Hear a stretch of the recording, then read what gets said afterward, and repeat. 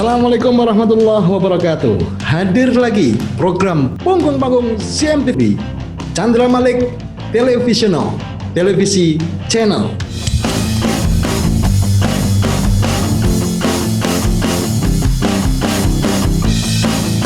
Selalu ada orang-orang di belakang panggung yang menjadi tulang punggung dari panggung itu sendiri.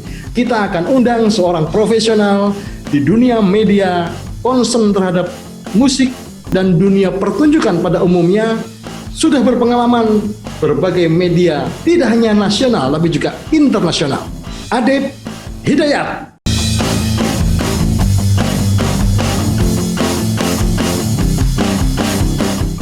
Kang Adib, gimana kabarnya? Alhamdulillah, new normal ini butuh adaptasi banyak hal. Akhirnya ya kayak kita interview ngobrol malam ini ya kayak gini lah situasinya. Yang Seru. penting tidak putus silaturahmi, Kang. Nah, itu yang penting. Ya. Silaturahmi digital, Virtual ya. virtual. Sibuk apa, Kang Adib? Kerjaan masih terus ya sambil banyak bikin aktivitas. Kalau dari kemarin bikin konser, amal, terus bikin penyediaan APD gitu. Jadi sambil tetap produktif di rumah sih, sama seperti hari-hari biasanya. Kalau nggak ada corona juga seperti itu. Jadi Ya. tidak menghalangi kegiatan sebenarnya. Semuanya dikerjakan dari rumah. Ya, dari rumah. Pekerjaan di kantor apakah bisa dikendalikan dari rumah juga? Semuanya lewat internet ya, jadi lewat telepon, lewat video, segala macam. Teknologi virtual digital kita manfaatkan untuk tetap produktif gitu. Oke. Pada mulanya pasti akan ada kendala, canggung lah, shock culture lah. Ya. Itu cara mengatasinya bagaimana? Sedangkan dunia jurnalistik menuntut kecepatan, ketepatan, dan lain sebagainya. Sebenarnya adaptasinya cepat ya, karena kan semua dunia melakukan hal yang sama ya. Rata-rata yang kemudian dilakukan adalah banyak membantu kegiatan amal kemarin gitu. Teman-teman musisi banyak terlibat dalam kegiatan konser amal ya ketika awal-awal di bulan Maret, April kemarin gitu. Cuma setelah sebulanan berada di rumah, mungkin juga mereka perlu memikirkan periuknya masing-masing dan teman-teman kru panggungnya segala macam. Jadi sebisa mungkin saya juga ketika bikin acara mencari partner, sponsor, jadi biaya produksi dari si teman-teman tetap ada walaupun mungkin nggak sesuai dengan riders yang biasanya gitu. Ya. Cuma udah harus mulai memikirkan itu gitu, karena ekosistemnya kalau untuk charity terus kan juga kurang bagus ya. Maksudnya kan 1, 2, 3 kali charity nggak apa-apa, cuma berikutnya harus ada ekosistem musik yang berbayar atau disponsori di mana semuanya bahagia gitu. Penonton dapat tontonan yang berkualitas. Band, artis dapat pemasukan yang pas gitu ya, yang sesuai, dan brand juga terekspos sebagaimana mestinya gitu. Idealnya kan itu tuh. Jadi mencari titik temunya itu yang rasanya perlu segera dipatuhi oleh yang punya kepentingan, terutama sponsor ya gitu. Ya. Nanti pas banyak yang nonton ini biar sponsor pada tahu bahwa teman-teman musisi butuh punggung dan panggung. Betul ya. Punggungnya butuh didukung, panggungnya juga butuh didukung gitu ya. Betul, iya. Karena teman-teman kru ini juga menerima dampak dari pandemi ini. Iya. Tidak hanya teman-teman talent, teman-teman artis di atas panggung, teman-teman kru yang jumlahnya lebih besar. Ini saya juga mengalami dampak serupa dan mungkin lebih berat. Lebih berat ya. Kalau artisnya kan bisa jadi masih punya aset gitu ya. Biasanya punya bisnis yang lain, resto, clothing, apa segala macam. Merchandise kan rata-rata kembali ke musisinya ya. Sepengetahuan saya jarang merchandise yang dibagi share-nya juga ke kru gitu. Cuma kesini makin banyak yang kemudian membuat merchandise khusus yang didedikasikan untuk kru gitu. Kemarin kalau di luar saya lihat Metallica bikin gitu, terus kalau di Indonesia ada seringnya juga bikin, jadi penjualan merchandise-nya khusus diberikan kepada kru yang selama 3 bulan sudah tidak manggung istilahnya gitu.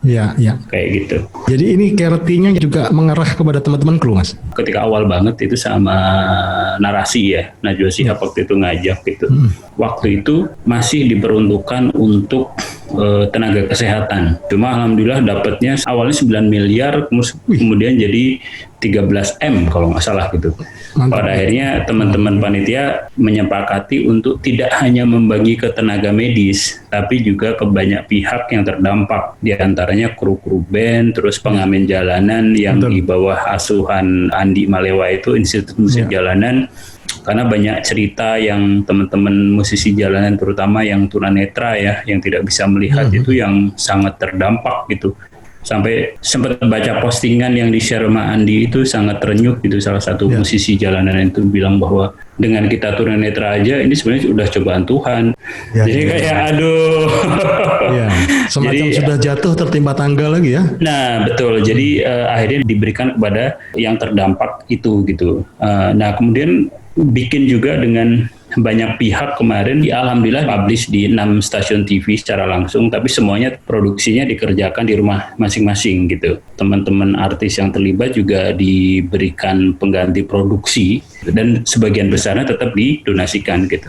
Teman-teman di belakang panggung ini yang seringkali menjadi tulang punggung dari panggung itu sendiri, apakah memiliki semacam organisasi, Mas? Ketika pandemi ini saya lihat baru pada bermunculan. Oke. Jadi kesadaran untuk berkelompok ya? Iya, kalau yang baru terbentuk kan, yang belum ada setahun kan, untuk musisinya kan ada FESMI ya, yang diketuai Mas Chandra Darusman itu, gitu. Terus kemudian ada asosiasi pegawai tenaga panggung juga ada. Tapi sebenarnya juga ada asosiasi event organizer juga ada sebenarnya. Tapi dari situ sebenarnya kru-kru dari musisi tertentu kemudian berkelompok untuk membuat inisiasi-inisiasi sendiri saat pandemi ini, bikin konser online segala macam. Di Jogja bikin waktu itu, Rio Febrian sempat kontak, bantuin Mas Adib gimana terhubung ke Kita Bisa gitu. Akhirnya saya bantuin ke Kita Bisa gitu. Di Jakarta sendiri juga ada gitu. Kalau di Bali juga Detu juga banyak membantu. Yang sempat terpikir, yang sempat terpetik di benak saya, mungkin Mas Adib dan teman-teman yang berkompeten bisa merealisasikan itu membuat konser online untuk teman-teman kru. Mereka ini kalau cek sound mainnya bisa cakep banget loh. Iya. Ya kan? Mungkin juga sama ahlinya dengan artis yang di atas panggung, mereka mainnya cakep, mereka bisa nyetel dengan sangat bagus, tapi rasa-rasanya belum pernah ada kru festival gitu atau cek sound konser festival gitu. Dengan syarat mereka kru itu harus memainkan lagu-lagu dari teman-teman artis yang dikruin ya. Iya. Juragannya lah ya. Juragannya gitu ya. Krunya Slang ya main lagu-lagunya Slang. Krunya Gigi main lagu-lagunya Gigi. Mereka pasti hafal di luar kepala. Saya yakin sih suaranya bagus gitu, merdu juga. Permainan gitarnya dan lain sebagainya memenuhi standar semuanya karena mereka yang bertugas cek sound. Nah, ini belum mendapatkan panggung. Kru festival ya. Kru festival ya kan. Yang saya sampaikan tadi, siapa tahu bisa direalisasikan. Iya.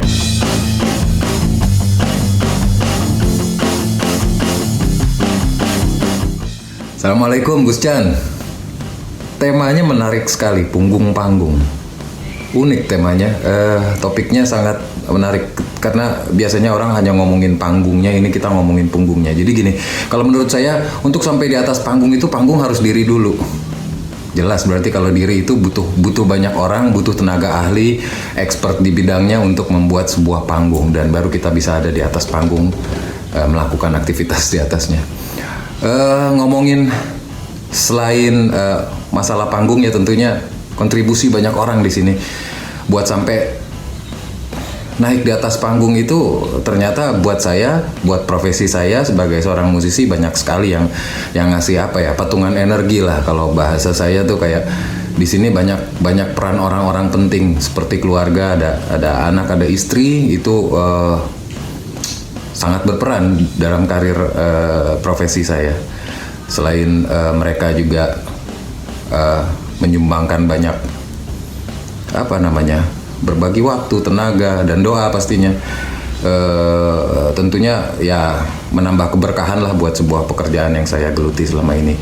Dan selain mereka juga tentunya ada beberapa orang-orang yang sangat berjasa menurut saya yang bisa menggali lebih dalam lagi musikalitas saya.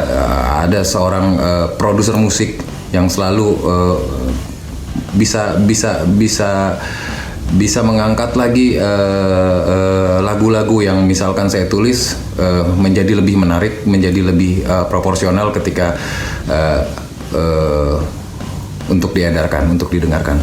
Dan tentunya juga banyak sekali yang terlibat selain musik produser. Tentunya ada tim ya, ada manajer, ada player, ada kru, dan tentunya juga yang gak kalah pentingnya adalah stage manager, orang yang sangat sibuk ketika pertunjukan itu sedang berlangsung, dan dia punya porsi yang besar sekali menurut saya untuk sebuah dunia pertunjukan, karena biasanya dia berpikir lebih dulu gimana caranya menjadi sebuah hiburan, sebuah pertunjukan yang menarik. Jadi pasti akan panjang lebar sekali kalau kita ngomongin punggungnya panggung. Ya, tentang kesibukan di belakang panggung itu sangat sibuk sekali. Biasanya di backstage saya itu kan ada manajer di sana, ada player, ada kru, dan juga orang-orang yang terlibat dalam kerjaan itu banyak sekali yang sibuk ngomongin masalah durasi dan segala macam untuk sebuah pertunjukan yang menarik. Jadi kayaknya keren banget ini acara. Sukses buat acaranya. Semoga memberi inspirasi dan pencerahan buat banyak orang.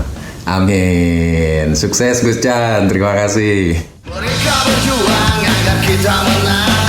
Mereka berjuang agar kita senang. Berbagi peranan dalam pertunjukan, menjadi terdepan meski tanpa sorotan. Di belakang panggung ada tulang punggung. Dari belakang layar menyalakan gebiar.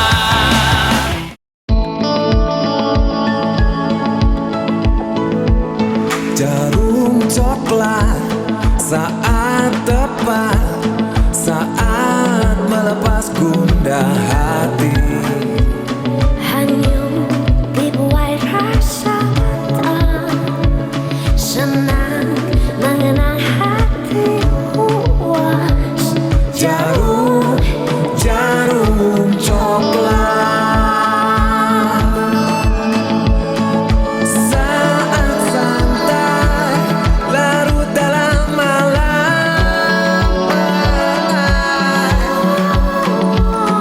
Suasana seimbang tepat, Jadi nikmat jarum coklat.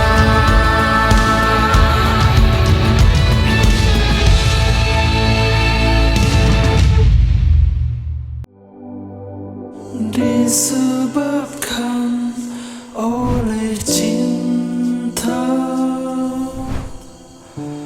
pada mulanya kita jumpa, diperjalankan oleh rindu.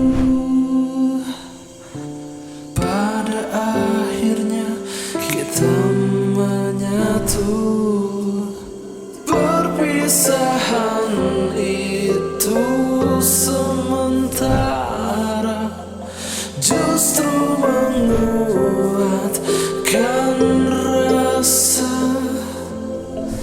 Jarak cuma fata morgana.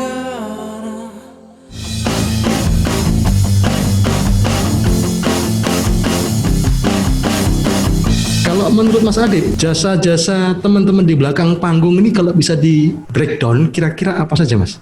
Wah, banyak sekali ya mereka ya. Mereka mempersiapkan semuanya kan, gitu, memastikan sesuai dengan ridersnya gitu.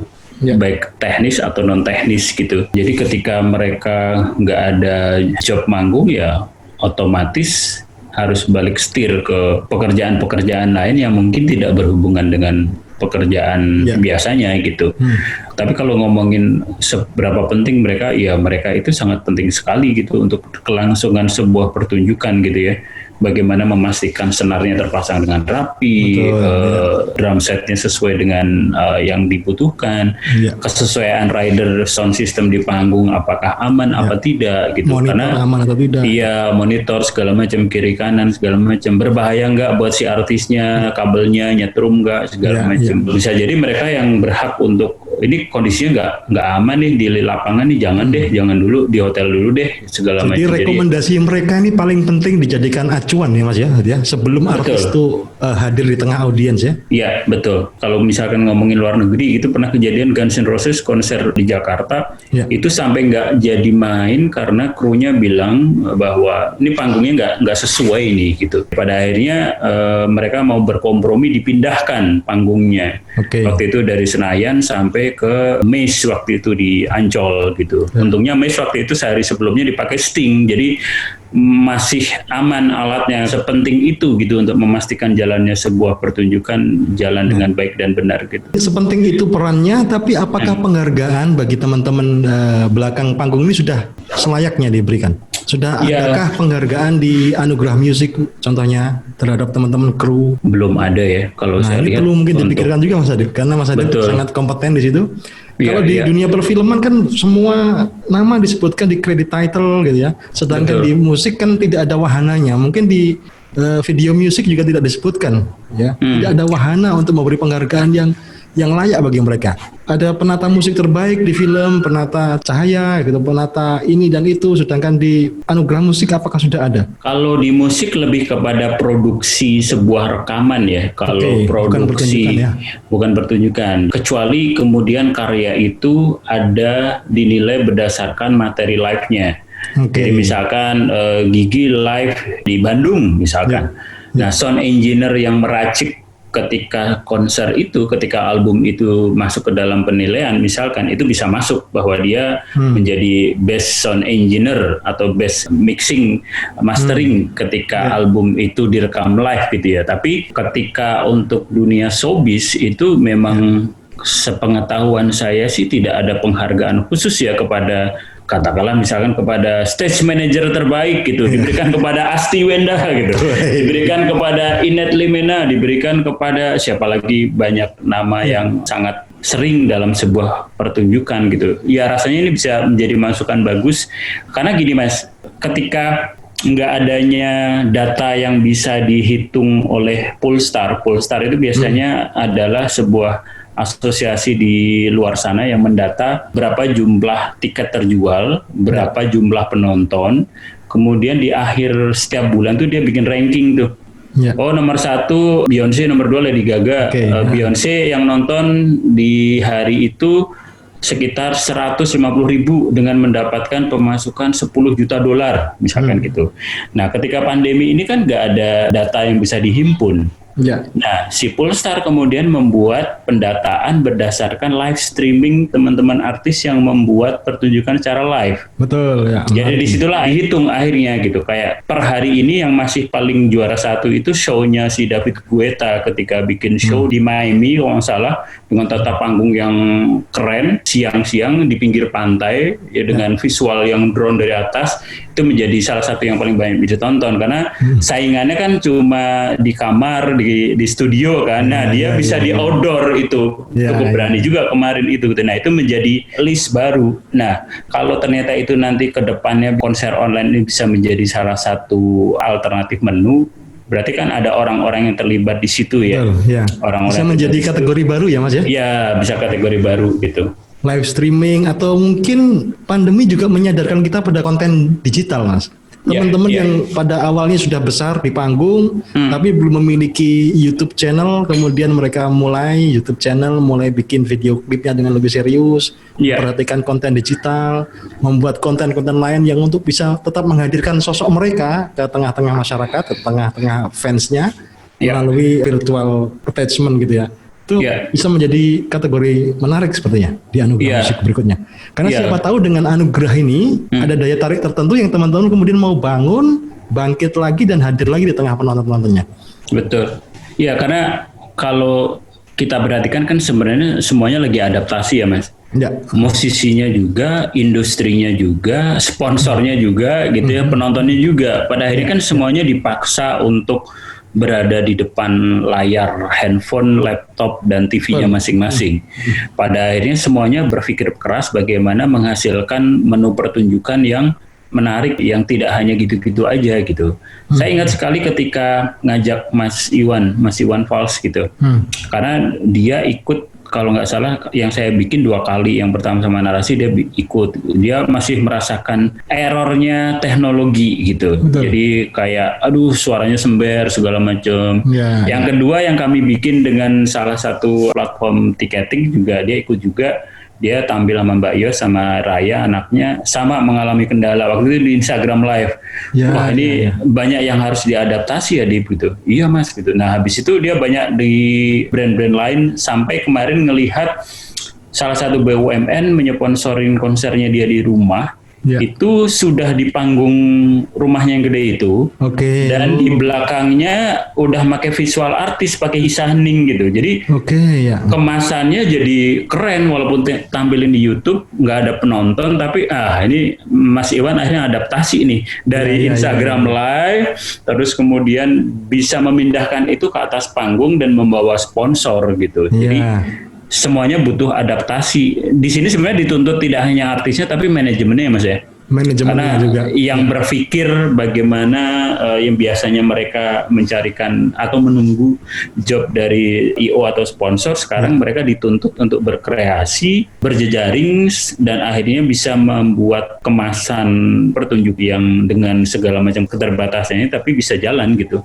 Lagi-lagi ini kembali kepada peran penting orang-orang di belakang panggung ya Mas ya. Betul, betul. Karena yang di atas panggung memang perannya untuk perform, untuk tampil yang terbaik, tapi yang bisa menentukan peran di atas panggung itu baik atau buruk ya orang-orang di belakang panggung ya Mas ya. Iya, betul sekali. Karena jujur aja saya sampai dikontak 3 penyanyi terkenal untuk dibantu mencarikan job. Oke. Mas, bantuin cari job loh, manajemen gimana? Iya, dia mungkin kaget kali ya. Ya semua orang kaget gitu. Iya. Maksudnya, ayo dong bantuin jadi booking agency-nya. Itu kan berarti dia merasa bahwa manajemennya stuck juga gitu kan. Ya. Jadi Shock culture ya sebenarnya, Mas ya. nah kaget juga pasti. Ya, Yang kaget. biasanya rutin terima transferan dari setiap panggungnya, kadang tanpa harus ngapa-ngapain artisnya Ya. karena udah populer, Sudah tinggal waiting nego list aja. ya. Nah sekarang kan harus jemput bola ya. Iya. Jemput bola bahwa artis gua harus ditampilkan seperti apa gitu. Repotnya kalau dia juga tidak melek digital gitu, misalkan Ya, jarang ada di Twitter, jarang ada di Instagram, nggak Ya. punya YouTube channel. Ya itu tadi semuanya akhirnya kalau kita lihat banyak yang adaptasi kemudian Ya. jadi membuat konten. Kita lihat Ahmad Dhani rajin bikin konten, Ya. Ari Lasso jadi bikin konten. Pada akhirnya dituntut untuk kreatif dan fans merasa terikat, kemudian audiens nambah. Ya sebagai bonus kan sponsor dan brand masuk gitu ya, Iya. untuk nempel untuk campaign bersama gitu. Pada akhirnya yang paling siap menghadapi kondisi-kondisi darurat seperti ini, pandemi seperti ini adalah orang yang cepat belajar, cepat adaptasi, dan terus berinovasi Mas ya. Ya harus banyak berteman, banyak mencoba hal-hal baru gitu ya. Iya. Tidak malu untuk melakukan hal yang rasanya mungkin dulu ngapain sih IG live gitu. Tapi sekarang iya terbukti. Dulu Itu sekarang dipuja di depan ribuan orang, sekarang Iya. sudah sama sekali tidak ada yang melihat, hanya kamera dan harus tampil tetap sebaik itu ya. betul.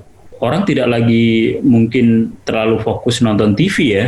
Dikasih data yang lengkap, masuk ke YouTube, ya udah nyari apa yang menjadi seleranya gitu. Yang menarik belum tentu setiap kita ini benar-benar berani keluar rumah dan berhubungan dengan teman-teman.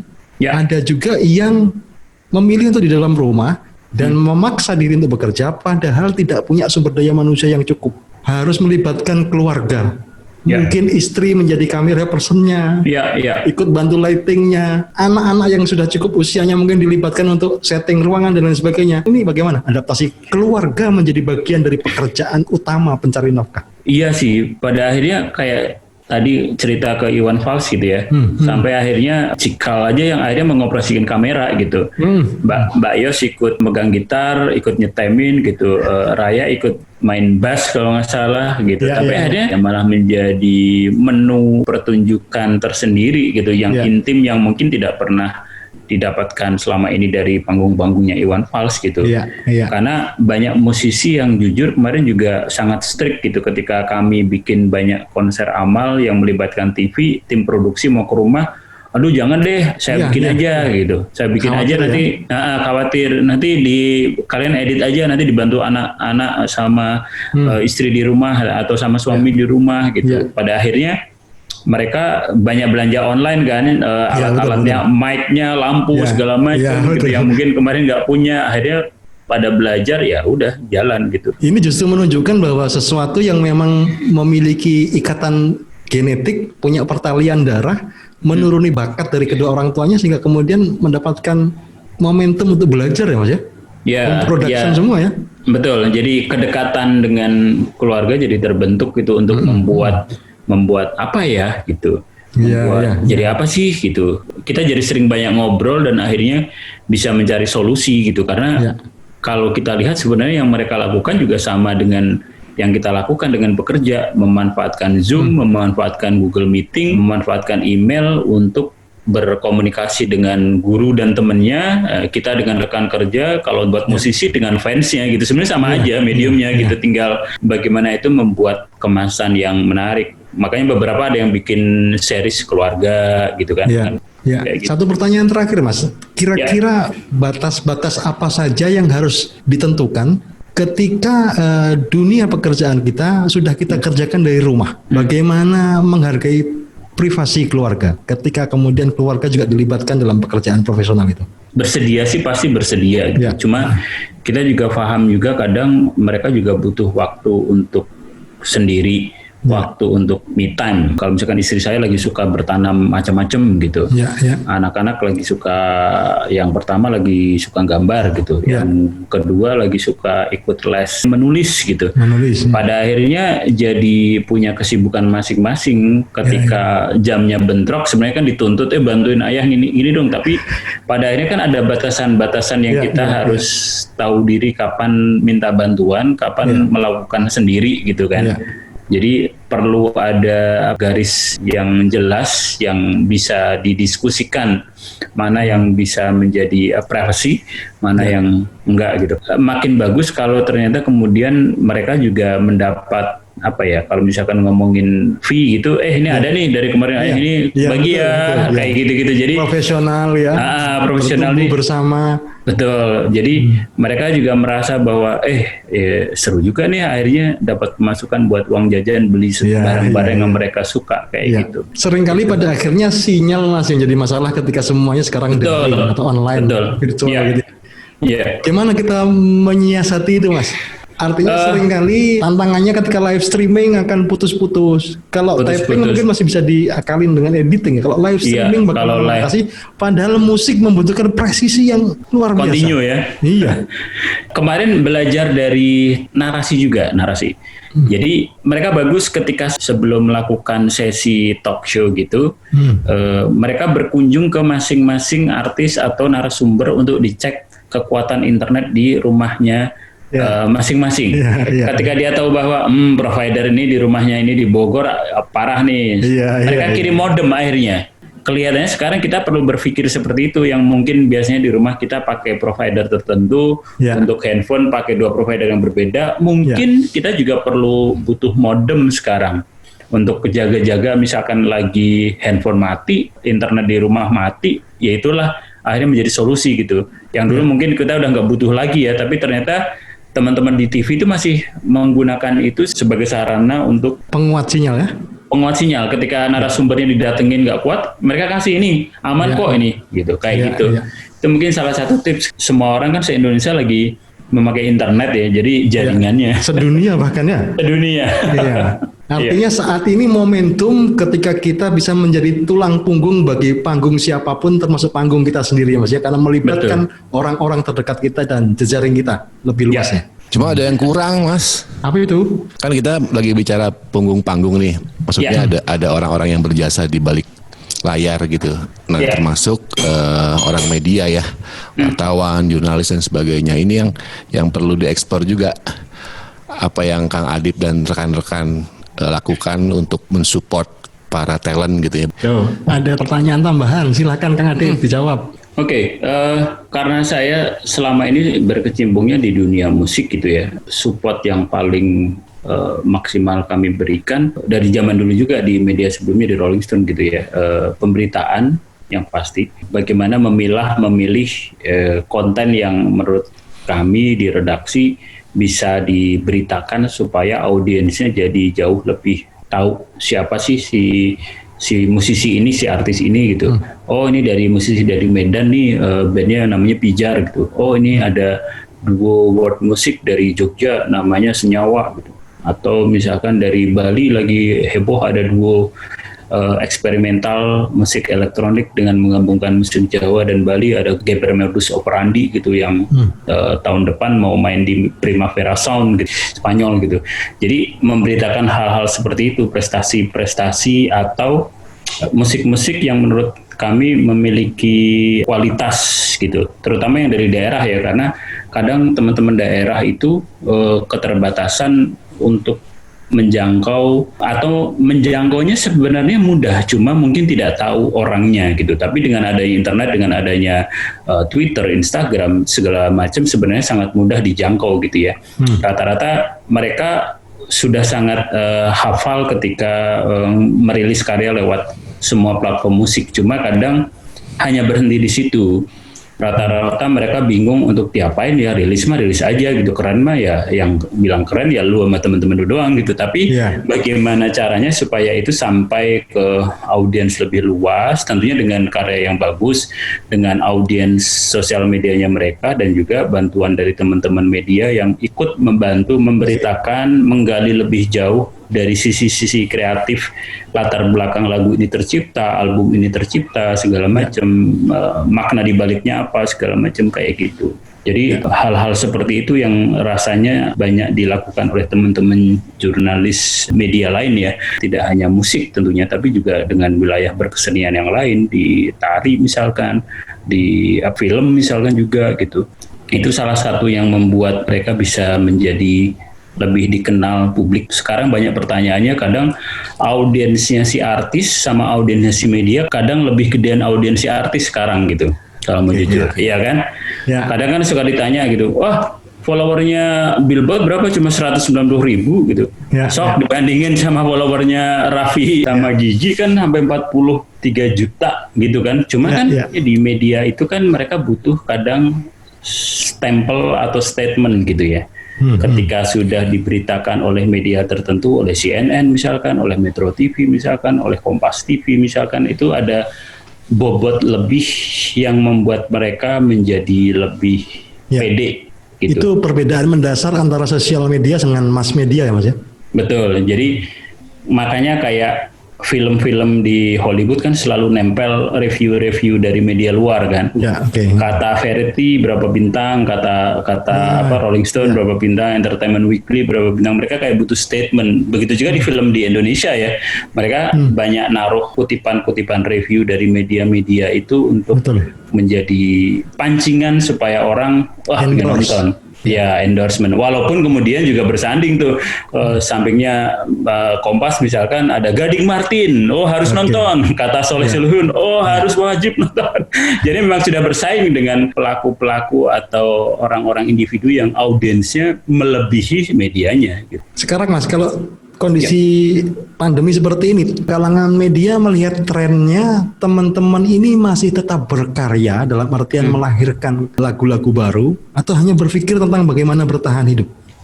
Karya itu kan ketika lagu tercipta, terus kemudian dikirim ke radio, video klipnya ada di YouTube, terus mereka menjadi bintang tamu banyak acara TV, albumnya rilis, kemudian disambut oleh promotor, I.O. atau brand untuk tour panjang. Biasanya gitu kan regulasinya. Tapi yang terjadi sekarang kan semuanya hanya bisa berkarya, medianya slotnya juga makin berkurang untuk memutarnya, karena kan karya-karya dari musisinya akhirnya di hold.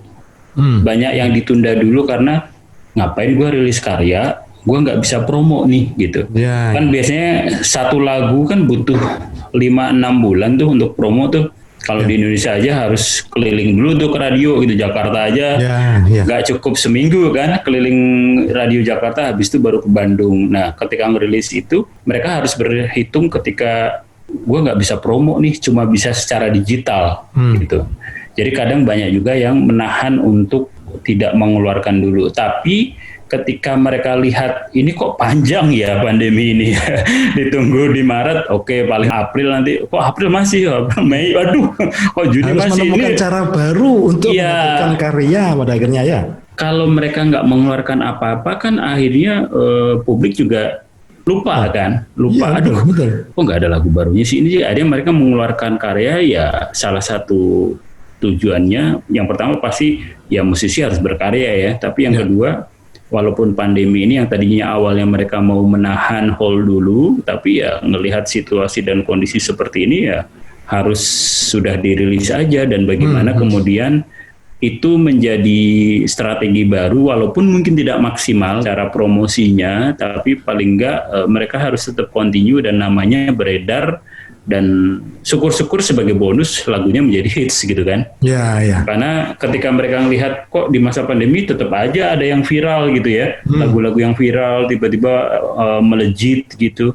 Jadi itu kemudian menjadi itu tadi new normal tadi, akhirnya yaudah deh kita merilis karya aja deh, karena kemudian banyak brand yang juga mulai serius menggarap konser online ya gitu. Tadi saya bilang, kayak saya tadi bilang Mas Iwan gitu, dengan salah satu BUMN tadi, kemasannya udah mulai rapi gitu dengan kayak nonton konser biasa di rumahnya. Tapi ini bedanya nggak ada yang nonton langsung di sana aja gitu. Dan terobosan-terobosan baru kan mulai banyak digulirkan tuh. Drive-in konser mulai rame mau diadakan di Indonesia gitu, karena protokol kesehatan dari Kementerian Kesehatan kan baru tanggal 19 Juni kemarin tuh dikeluarkan tuh aturan-aturan untuk pertunjukannya. Kalau yang rame di media hari ini kan disarankan pertunjukan musik harus duduk di kursi gitu kan, yang rame kan hari ini itu tuh gitu.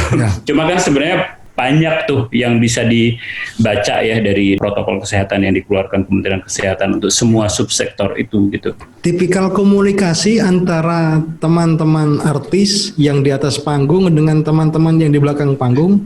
Dalam hal ini contohnya teman-teman jurnalis, bagaimana bisa mendapatkan berita yang layak, memenuhi standar jurnalistik tanpa liputan? Apakah hanya mengandalkan rilis dari teman-teman manajemen artis, wawancara telepon? Terus kemudian teman-teman radio, yang tadinya teman-teman artis itu datang ke stasiun radionya, wawancara, tidak bisa dengan pertemuan langsung, harus menjaga jarak. Teman-teman ini bagaimana cara mengemas standar pekerjaan mereka? Pada akhirnya semuanya ke online semuanya ya. Kalau pertama kan rilis single biasanya lengkapi dengan press release. Tapi kan kemudian ketika ada kepentingan lebih untuk mengeksplor materi itu, pasti akan diinterview lewat telepon gitu. Atau mungkin lewat WhatsApp, atau mungkin teman-teman media kadang suka minta jawaban lewat voice note aja kalau malas ini gitu. Tapi ada juga yang langsung lewat Instagram story, bahkan yuk bikin interview bareng yuk gitu. Seperti di Zoom segala macam, karena press conference sekarang mulai marak dengan melakukan Zoom kan, dipakai Zoom kan. Jadi masing-masing media, teman-teman media berada di rumah, moderatornya mungkin berada di kantor label itu, terus si artisnya di rumah, atau kadang kalau misalnya dia berani ke kantor label itu, terus ya melakukan press conference seperti rilis single tapi ya lewat Zoom gitu. Jadi semuanya akhirnya memanfaatkan jaringan digital itu untuk berkomunikasi. Dan kalau untuk radio, kalau kita lihat bahkan penyiarnya pun kan siaran di rumah kemarin gitu. Iya.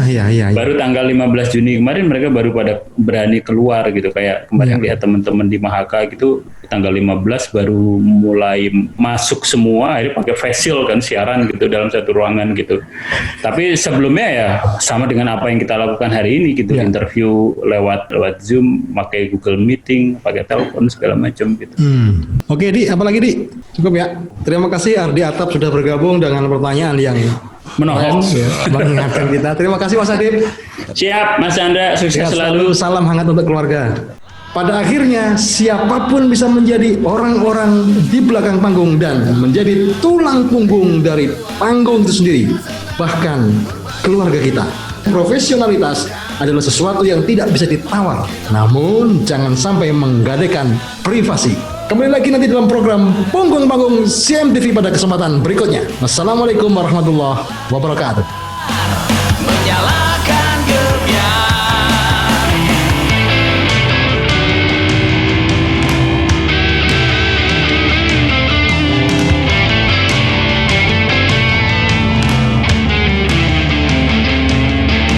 Mereka berjuang agar kita menang.